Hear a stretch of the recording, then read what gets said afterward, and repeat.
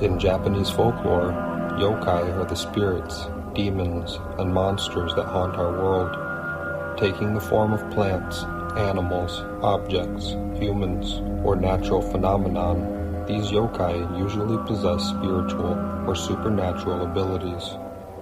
Akaname is a yokai in the form of a clawed, childlike creature.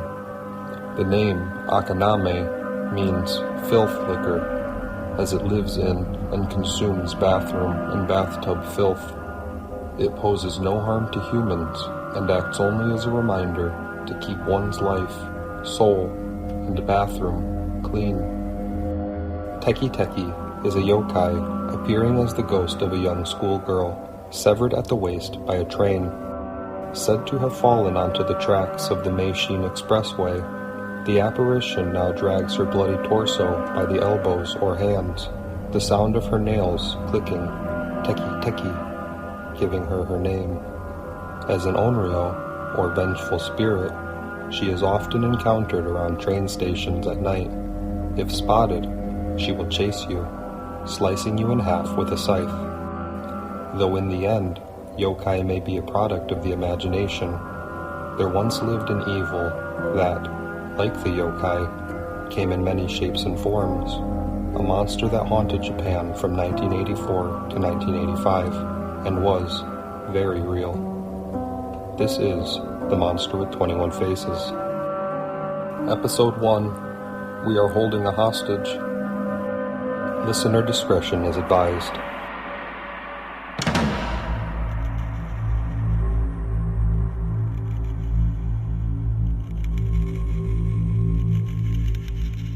Sunday, March 18th, 1984, Hyogo Prefecture, Ashiya City. In one of the top luxury residential areas in Japan, lives 42-year-old Katsuhisa Ezaki, president of Japanese food company Ezaki Glico, maker of the widely popular treat, Pocky.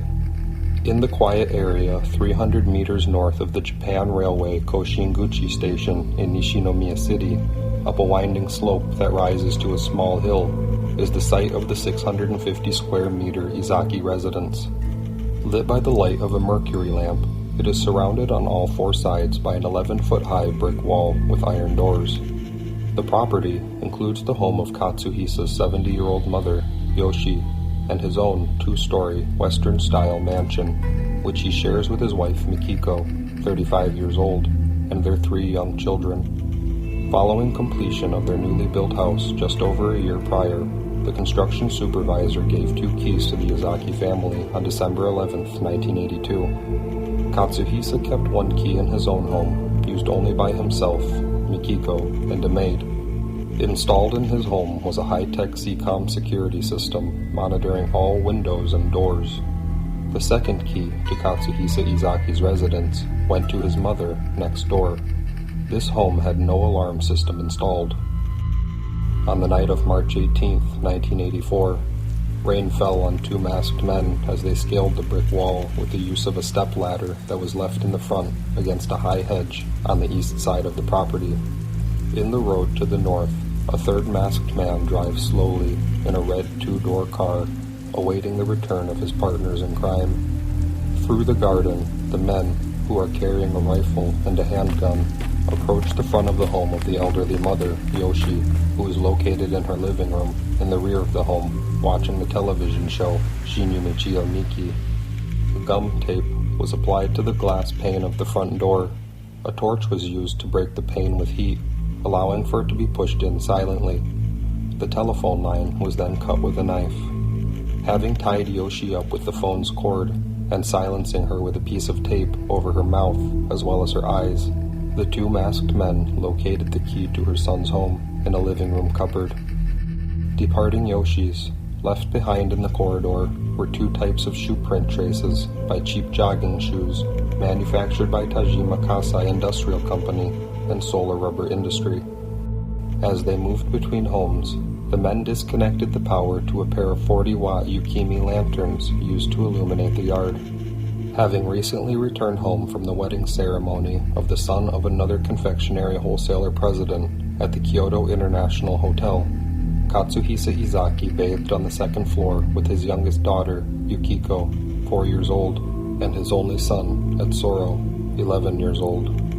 Also on the second floor, in the master bedroom, wife, Mikiko, and oldest daughter, 7-year-old Mariko, were also watching the television program Shinyu Michio Nikki together. Using the stolen key, the armed and masked men entered the home undetected through the front door. Quickly making their way to the second floor, they confronted Mikiko and Mariko, who screamed out in surprise. The masked man with the handgun responded, "Be quiet, Mariko," offering money in exchange for their safety. Mikiko was rejected by the man with the rifle, who told her in a low voice, "Be quiet, money is irrelevant." Mother and daughter then had their mouths and eyes covered and hands restrained behind them with red tape.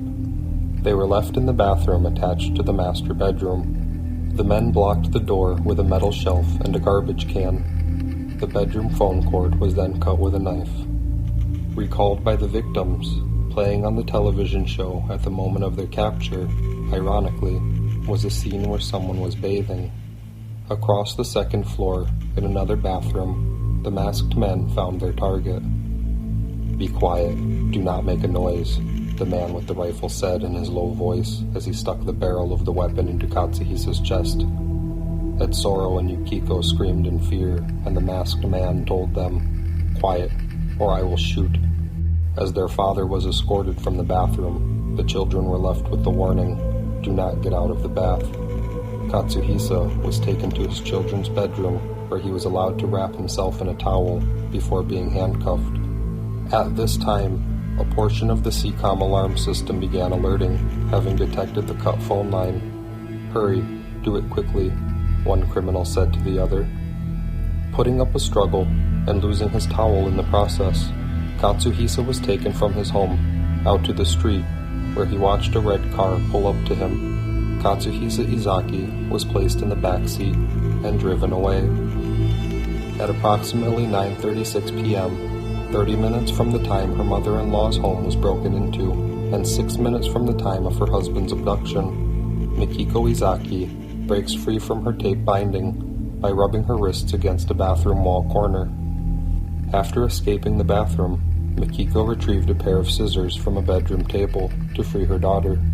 She then attempted to use the bedroom phone, finding no dial tone, only silence. She cautiously descended to the first floor and called police, using the dining room telephone, which was still operational. Mikiko contacted Hyogo Prefectural Police and Masamichi Ezaki, Vice President of Glico Nutrition and younger brother of Katsuhisa, who immediately hopped on a bicycle for the 11-minute ride to the Ezaki compound to tend to his distraught family. At 9:38 p.m., daughter Mariko pressed an emergency warning button, contacting CCOM and sounding an additional alarm, prompting security dispatch to contact the Ezaki home. Having still not discovered that Katsuhisa was missing, Mikiko alerted the Hyogo police to a break-in and burglary. Mikiko then returned to the second floor, where she found her other two children, frightened and alone. It was now that she realized the intentions of the masked men. The first investigator to arrive on scene did not know how to enter the large Ezaki residence and was forced to climb the wall to get inside. The investigator then learned of the missing man, Katsuhisa, and of his mother, Yoshi, who was also found and freed from her bindings with the help of her son Masamichi, who had arrived by this time. After the initial confusion, investigators switched the charges to kidnapping with the arrival of more officers to the scene. The stolen Ezaki house key was found left in the keyhole of the front door.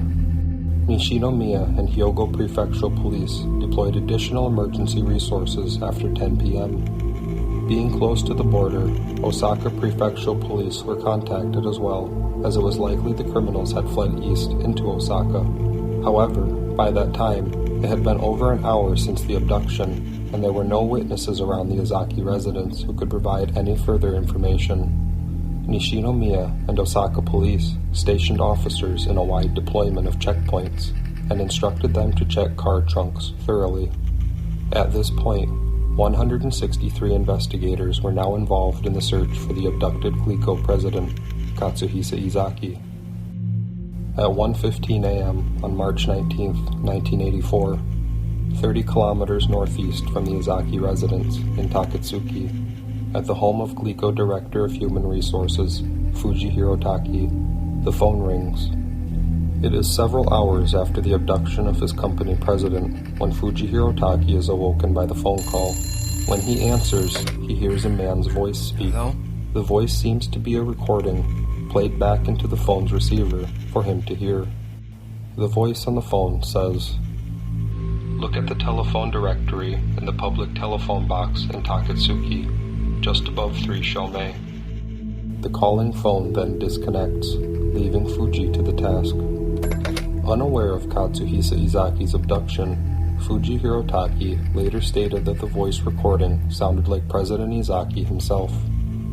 Fujihiro Taki then goes for a walk in the rain. Wearing a poncho and carrying an umbrella, he arrives at his destination at 1:40 a.m. In the telephone box in Mikami, Takatsuki, Osaka Prefecture, he finds a brown tea envelope sandwiched between telephone directory books. Inside is a letter reading, I am holding a hostage. Prepare 1 billion yen in cash and 100 kilograms of gold and put it in a white or ivory light car in front of the head of Department Fuji's house in Takatsuki and leave it there. Put only a skilled driver in at Hokuitsu Road and I will call you on Fuji's home number. You can only let this be known to the bank's manager, company's driver, Kaneko, and Fuji. Tell anything to the police. I will definitely kill the hostage.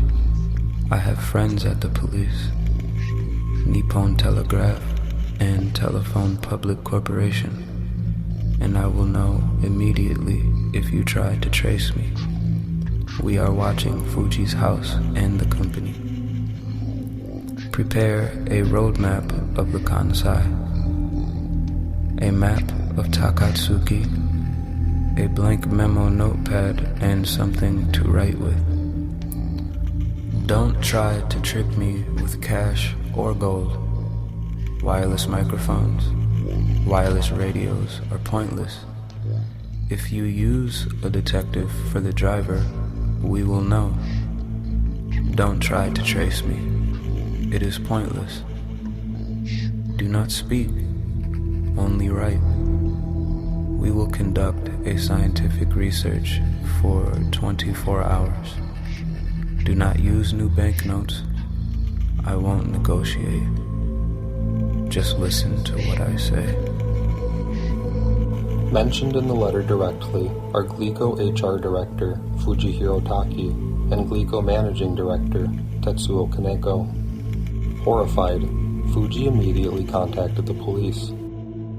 Now both involved in an abduction investigation, Hyogo Prefectural Police Director Takeshi Yoshino set the charges at kidnapping for the purpose of ransom and established an investigation headquarters in Ibaraki Station with the neighboring Osaka Police Director Osamu Shikata. As the ransom letter was found, reporters and neighbors, still dressed in their sleepwear, crowded the street in front of the Ezaki residence. Newspapers printed articles for their morning editions, and the incident was beginning to be reported on television and radio broadcasts. It was too late to contain the information that had spread so far, but to protect the victim and further operation secrecy, an agreement for media silence was sought, and Hyogo Prefecture's Chief Executive Detective Kinari Masuda began talks with public relations managers at 3 o'clock a.m. on the 19th.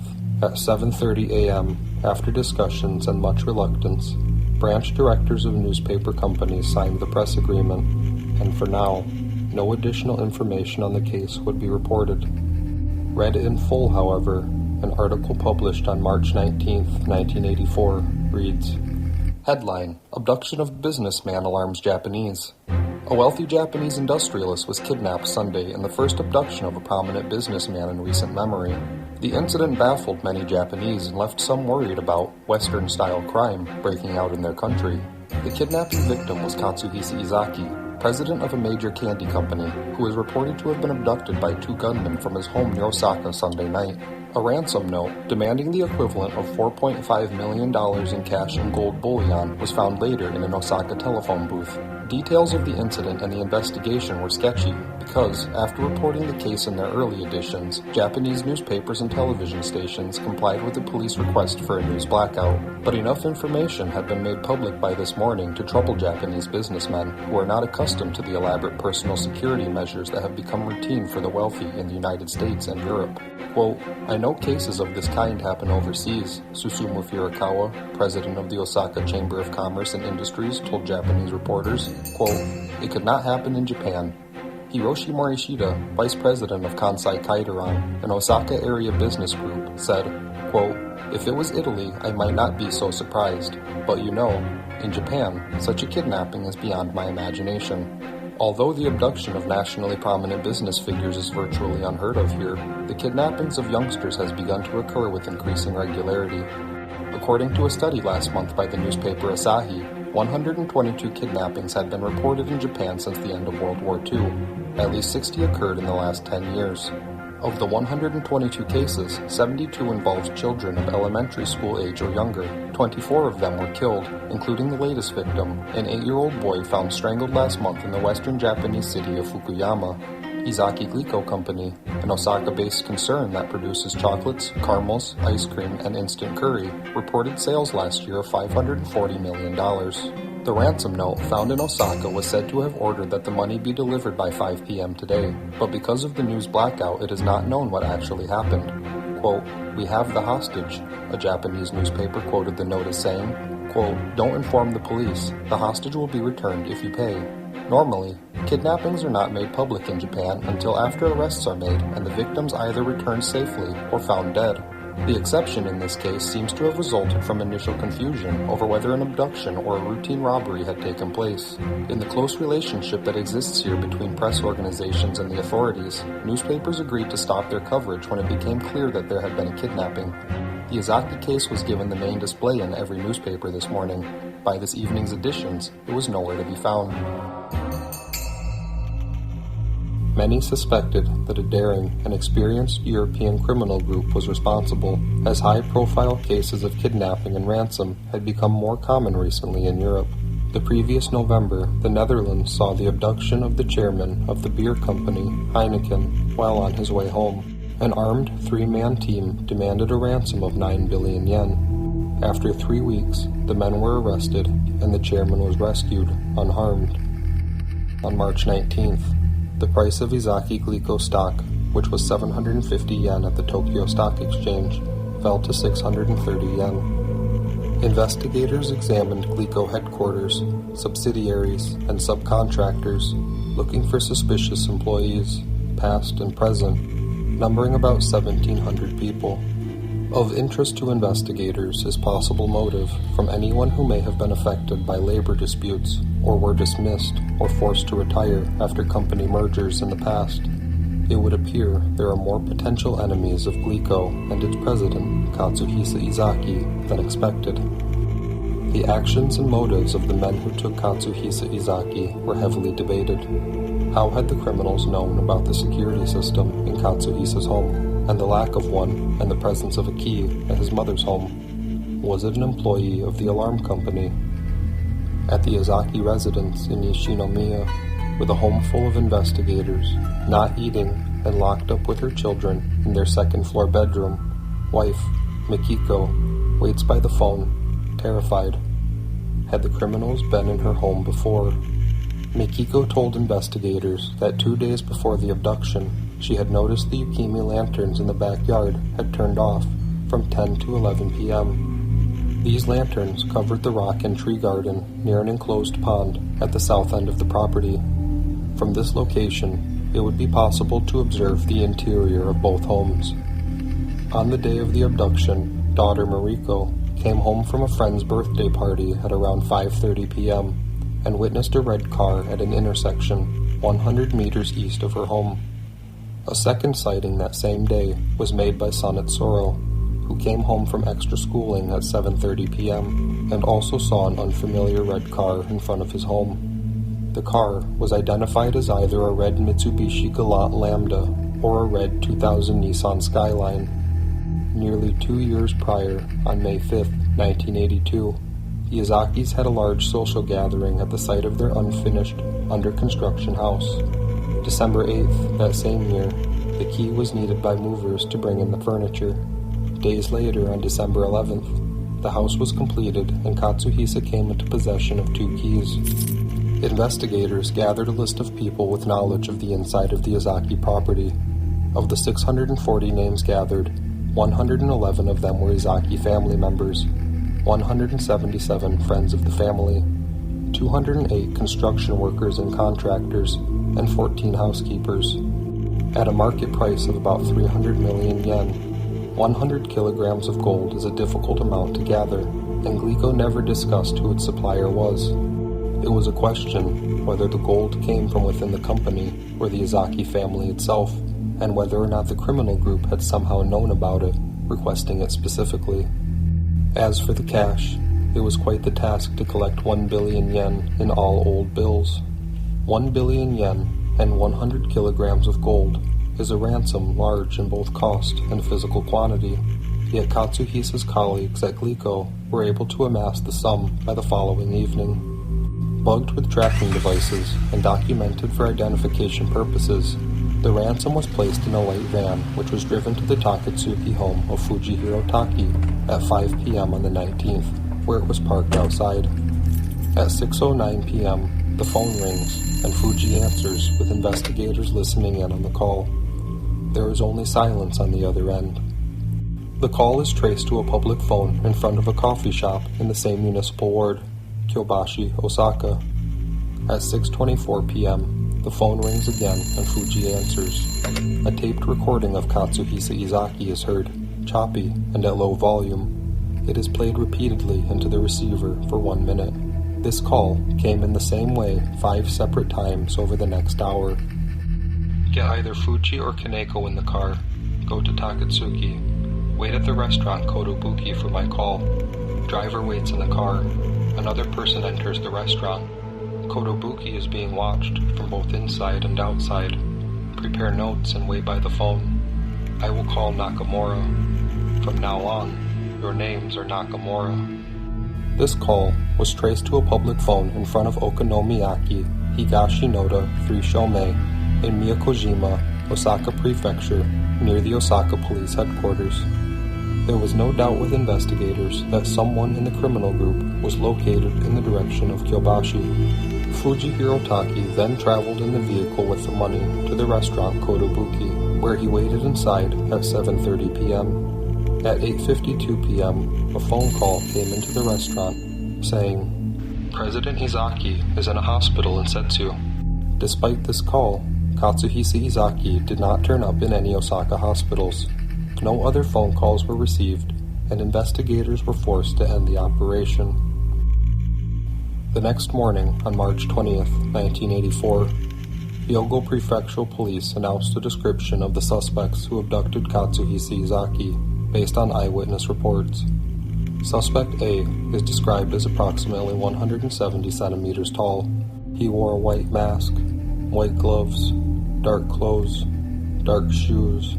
He had a low voice and carried a rifle that looked to be made of plastic. Suspect A is thought to be the leader. Suspect B is described as approximately 160 centimeters tall, medium build, about 35 years old. He wore a white mask with one opening for both eyes and a mouth opening, white gloves, dark clothes, and dark shoes with no laces. He carried a handgun. Mikiko Ezaki reported that Suspect B bore a resemblance to actor Takuzo Kawatani.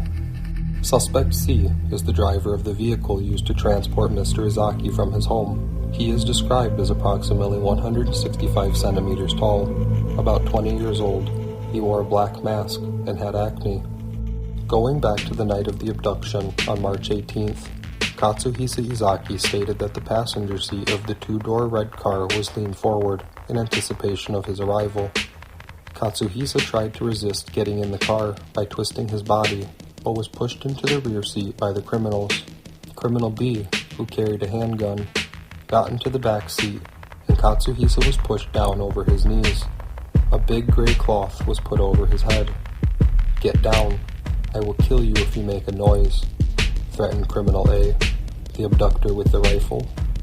Blinded and handcuffed in the rear seat of his abductor's vehicle, Katsuhisa heard a woman's voice synthesized by a computer at the expressway toll gate.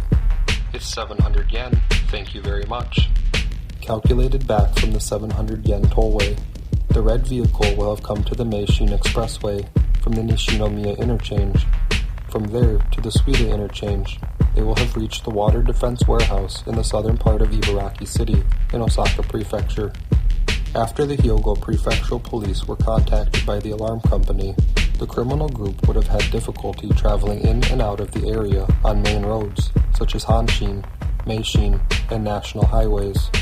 Because of these facts, it is believed that the abductors and Katsuhisa Ezaki had already arrived at the Yodogawa Coastal Water Defense Association warehouse by 10 o'clock p.m. The two-story block building, covered in tin plate, completed in December 1968, is located on the left bank of the Ai River. Across a canal running parallel lies the Osaka Cargo Terminal Station.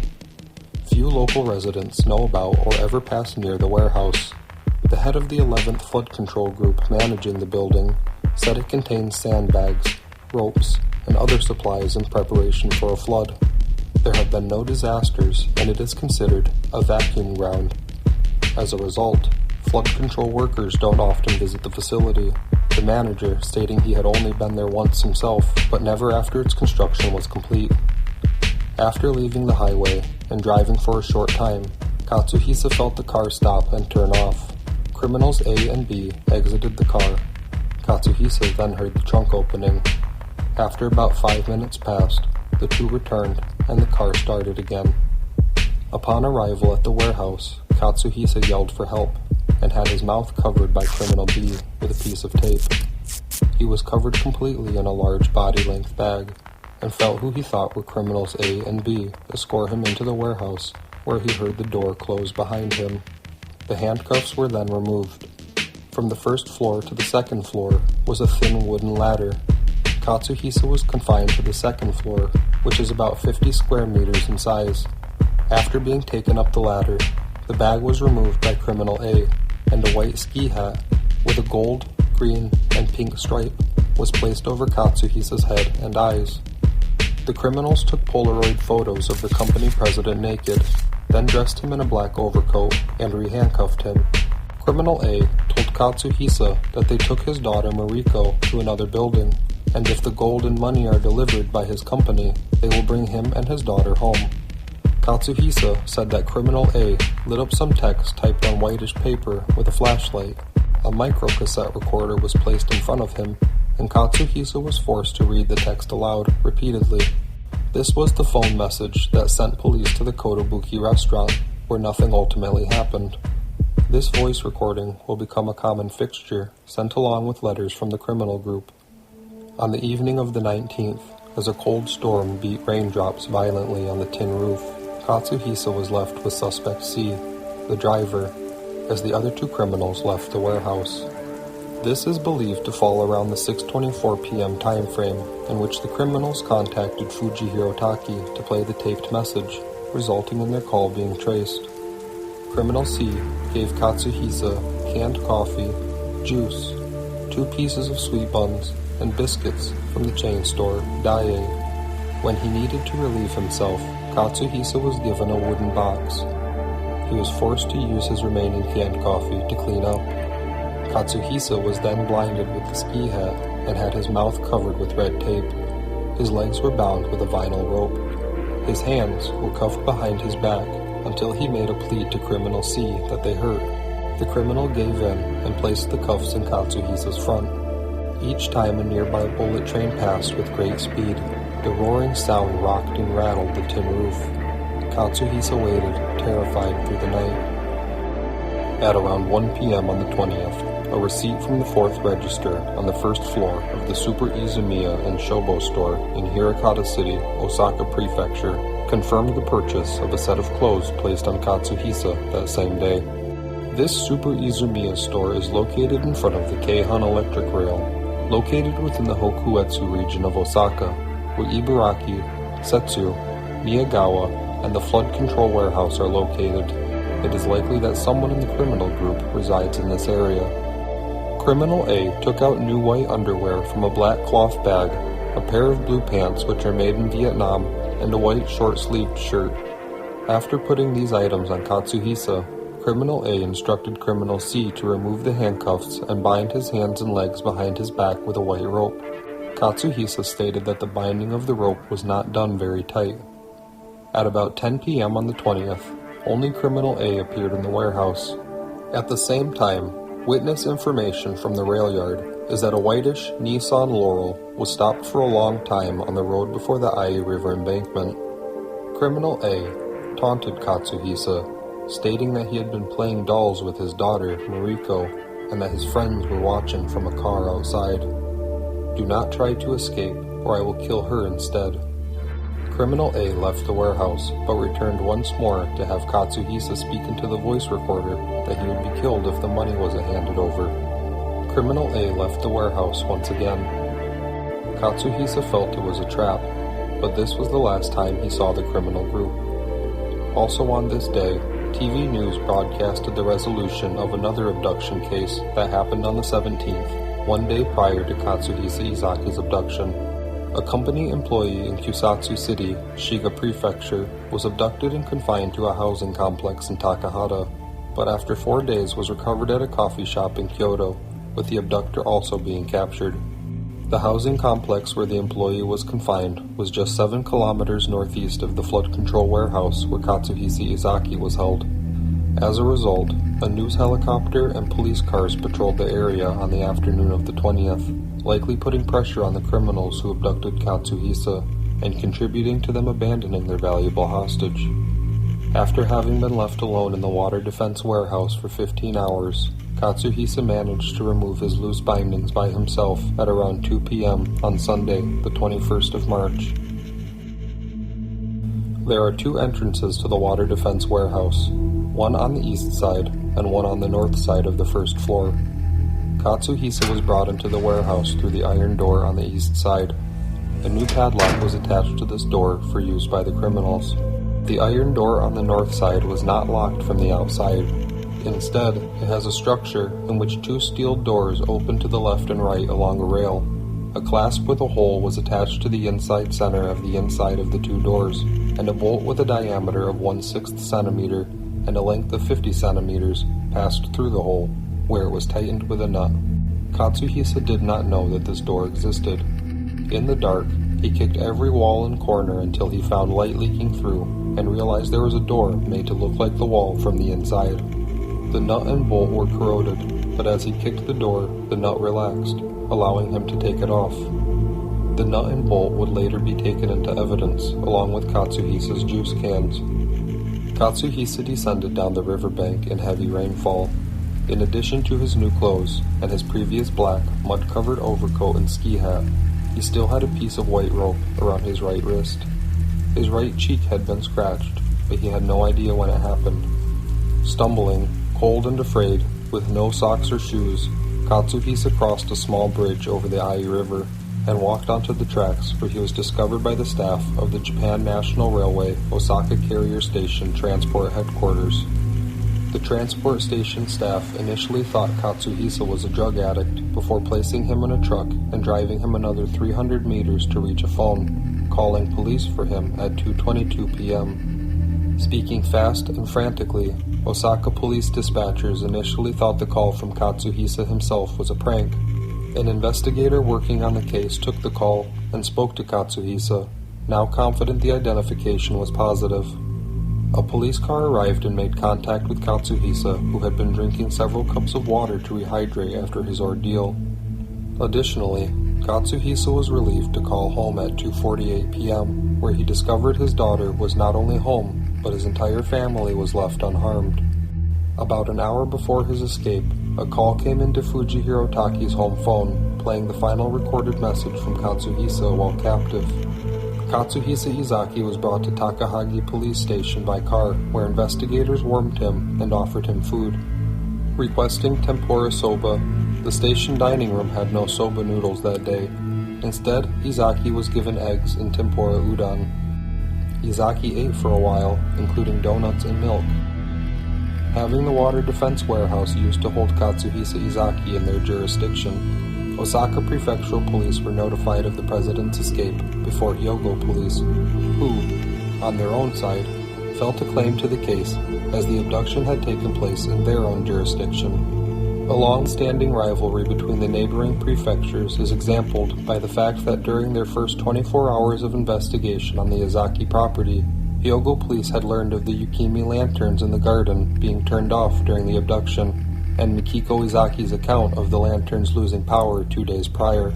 The power source was found to have been pulled from the ground and sabotaged.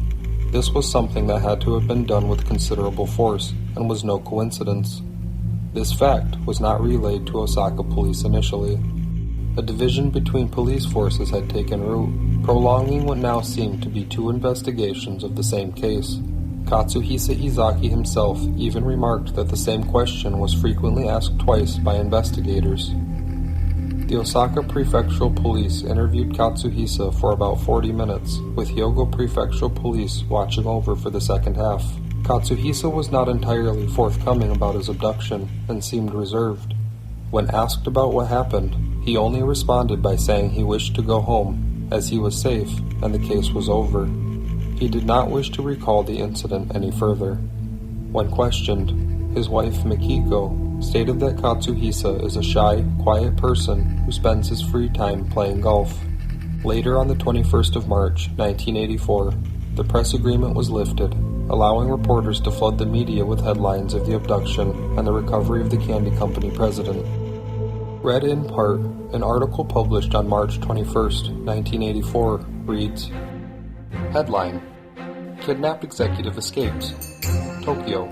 A Japanese candy tycoon who was kidnapped from his bath broke his bonds Wednesday and escaped from a vacant building where gunmen had held him for nearly $6 million in cash and gold, the largest ransom ever asked in Japan. Katsuhisa Ezaki, 42, made his break before daylight when his abductors left him unattended in a riverside building in Osaka, Japan's second largest city, police said.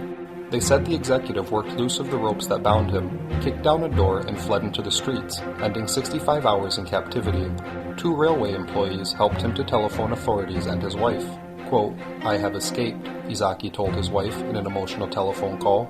During his ordeal, Ezaki told police his head was covered with a bag and he was fed juice and crackers.